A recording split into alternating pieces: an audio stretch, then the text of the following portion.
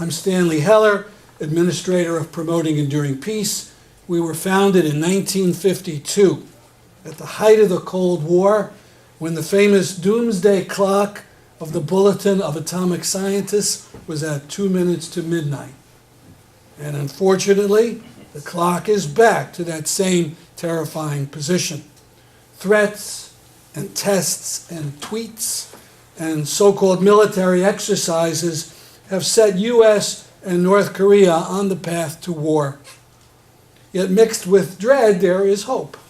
We are inspired by the efforts of Koreans to forge a new path, to use the Olympics to make gestures of unity and to form common teams and to have handshakes. I have degrees in history, but I have no expertise in war. My only expertise is being haunted since the 1950s by the specter of nuclear war and of remembering the sirens that would be tested every Saturday at noon with their ear-shattering mechanical wail.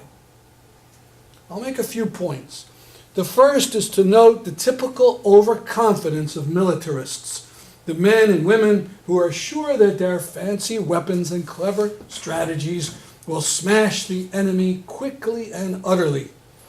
I'm talking mainly about the U.S., but we hear similar astounding claims from North Korea.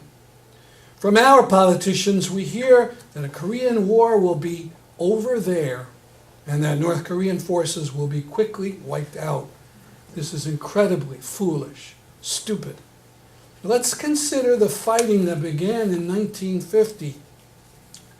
Now, if we could get to the next slide. Okay, this is Korea. And next slide after that. So this is our website, and I've superimposed a couple red arrows to show you how to get to our archives. We have them on a number of different subjects and a new archive about Korea. If you could go to the next slide. So this is the Korea archive. Next one. And this is from a site of the Central Intelligence Agency. There's an article written over 15 years ago for the CIA, and some of it is quite frank, admitting their mistakes in 1950. In it, it says that the Far East Command and its chief, the legendary Douglas MacArthur, were unanimous that no Asian troops could stand up to the American military might without being annihilated. Wow, that's big words. They were also sure that China would never commit troops to the war out of fear of World War III. Next slide, please. This is the two zones, roughly from 45 to 50 before the fighting. Next slide, please. June of 50, the fighting starts, and within 2 months, the communist troops, the forces loyal to Kim's grandfather, however you wanted to designate them, they sweep down, and all but a little area is conquered. Then there's a counterattack, goes all the way up to the Yalu River, and then the Chinese, who never were going to come in a big way and sweep down. And then for the next 3 years, hideous, horrible, brutal fighting. But I want to point out that even in 1953, 3 years later, the war was going on with huge intensity. And the North Koreans were continuing to fight, even though every North Korean city had been burned to the ground. Compare that to France, just 10 years earlier. France, one of the biggest empires in the world, when the Germans invaded, France lasted 6 weeks and surrendered. I don't think the Koreans are pushovers. Jump ahead 60 years. Our experts thought nuclear efforts by North Korea and their missiles were primitive. But here's a sentence this January 6th. At a speed that caught American intelligence officials off guard, Mr. Kim rolled out a new missile technology based on decades-old Soviet engine design apparently developed in a parallel program and in quick succession demonstrated ranges that could reach Guam, then the West Coast, and then Washington. We seem to underestimate the Koreans. Second point, we hear the politicians say you can't trust the North Korean regime. They make agreements and then they cheat. However, I heard a different message at a panel discussion at Yale just a couple of weeks ago, at the end of January. One of the speakers was from the Union of Concerned Scientists, Dr. David Wright, and he said that under the Clinton administration, the U.S. and North Korea had made agreements, and North Korea's nuclear and long-range missile tests had in fact halted. Here's a few minutes of an interview I did with Dr. Wright after that panel discussion. Dr. Wright, one hears very often that it is useless to talk to North Koreans. They break every agreement. Diplomacy is useless. What is the history? Well, I think it'd be very useful for people to know more about the history. In the early 1990s, it was clear that North Korea was starting to try to use its reactors to make plutonium for weapons. They were confronted by the international community. There was a lot of concern about war. And at that point, Jimmy Carter went over as a civilian, met with the leader of North Korea, and got him to agree to negotiations. What that led to was something called the Agreed Framework. Was a very interesting agreement that stopped North Korea's ability to produce plutonium and put international inspectors on the ground in North Korea to make sure that wasn't happening. So it was stopping a line of production that would lead to nuclear weapons with verification in an intrusive way that people thought was simply unlikely to happen. A few years later, North Korea agreed to a moratorium, a unilateral moratorium on testing ballistic missiles, which is important because you can't develop longer-range missiles without flight testing them in the atmosphere. The United States has satellites that can verify that. So again, this was a verifiable test moratorium that kept them from developing longer-range missiles. And in talking to the negotiators as they led up to the end of the 1990s and 2000, the negotiators believed at that point they were a couple months away from coming to an agreement that would have led to basically a verified end to North Korea's plutonium production capability and its missile program. Negotiators were very surprised at how much North Korea was willing to put on the table and what kind of verification they were required to have. Now, the problem was that at that point the Clinton administration came to an end. The Bush administration basically said, we're going to put the policy on hold, we're going to reconsider what we're doing. Essentially what happened was the Bush administration was divided between people who thought they should continue the negotiations because they were fruitful, and people who thought that anything you did to negotiate with North Korea was propping up a regime that would otherwise fail and disappear. And as a result of that, they got deadlocked, they couldn't move forward. The North Koreans kept saying, come back to the table, we want to continue this. And finally, the Bush administration decided that they were going to pull out of the agreement. The argument they gave was that they had discovered that North Korea was developing a clandestine ability to enrich uranium, which can also be used for weapons.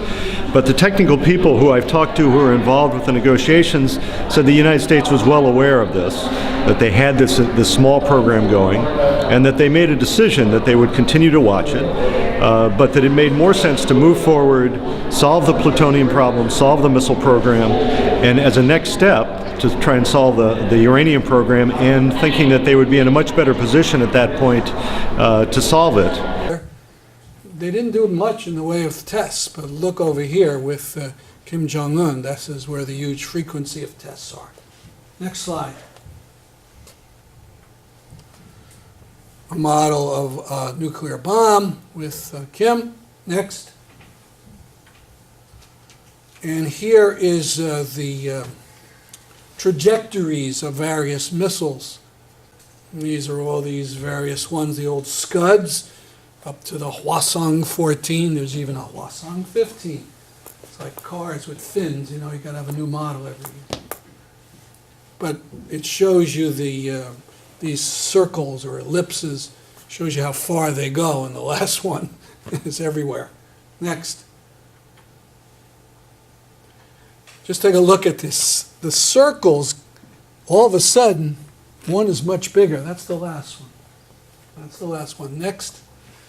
And why was that? Well, it was detected with a 5.1 magnitude, like a very substantial earthquake.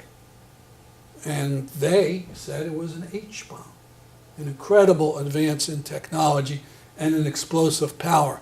From what was 15 or 20 kilotons, this is 5 or 6 times more in explosive power. Next. Again, a model of, this time a model of a hydrogen bomb. Next. And the furthest reaches of all these things. Washington, D.C. Next. That might be the last one. Oh, here's the various missiles. Okay, next. Okay, so if you could X that out and then go into the third series. I'm going to talk about a man named Alex Wellerstein from Stevens Technical Institute over in Hoboken, New Jersey. He wanted to make the bomb more personal, he said. I met him down in New York a couple of years ago. So he developed this website, nuclearsecrecy.com/nukemap. Anybody can go there. Next. He wanted to simulate blowing up a whole variety of bombs. This is the Hiroshima bomb in Hiroshima in the back. The first circle shows the actual the radius of the fireball, and then the zone, the brown area, the zone of total destruction. I mean, even a full, totally concrete building made into rubble. And then the green zone is radioactivity, which 95% deaths from radioactivity. And the last zone is enough explosive power to knock down most residential buildings and a huge number of fatalities. Next. But that's far away. Let's get a little closer. Here's New York City. All right, just a map of New York City, that little red, the ground zero marker is pretty much by City Hall. Next.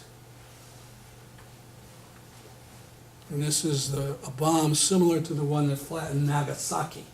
It was actually a little bigger than the one that hit Hiroshima. And you see most of Manhattan is wiped out. Next. This is the bomb, the H-bomb, or whatever kind of bomb Kim used a couple months ago, the one that was 120 kilotons. So it stretches from Brooklyn all the way up through the Stevens Institute of Technology. Next. You recognize the area, New Haven. And then over in the right, way far away from where the bomb is going to drop, we have, this is where we are right now, over almost in another city. Next. This is the 20 kiloton bomb. Next. And this is the bigger bomb. And we didn't escape that one. We're about over here. Next. And this is that same picture with the casualties, 85,000 dead, 71,000 injured. Next.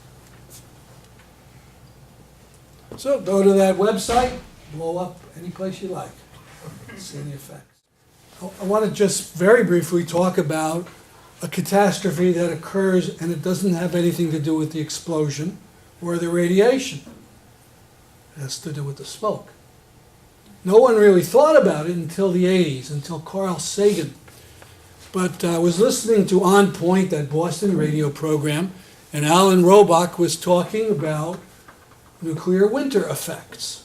Now, if you remember, nuclear winter is if the Soviet Union and the U.S. all set off their bombs, it would burn so much, there'd be so much soil or soot and smoke into the upper atmosphere and so on, it wouldn't come down for a long time. The sun would be blotted out to a large extent, and that is not good for agriculture. And Sagan, and the Soviet scientists said, hey, we'll call this nuclear winter, could destroy the entire human race. Now there's been some question, well, maybe not everybody, maybe only 98%, whatever. Next slide. But 5 years ago now, so here's Sagan warning about it. Next slide after that.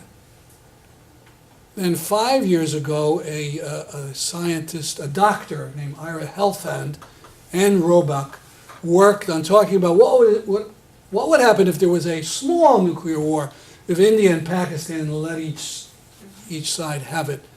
And the nuclear winter effects were incredible. And Helfand says it could kill 1 to 2 billion people. Next. So I interviewed Roebuck, and we wrote about it for the New Haven Register. I have lots of copies of that editorial here. And he said, well, it's really hard to know, but if the war was somehow only in Korea, estimate the effects would only be 1/10 as bad. Now, that doesn't sound, but if you start with 1 billion, you're talking about 100 million people dead. Incredible, incredible. So there's really only one conclusion for all this. War is out of the question. War must be shoved off the table.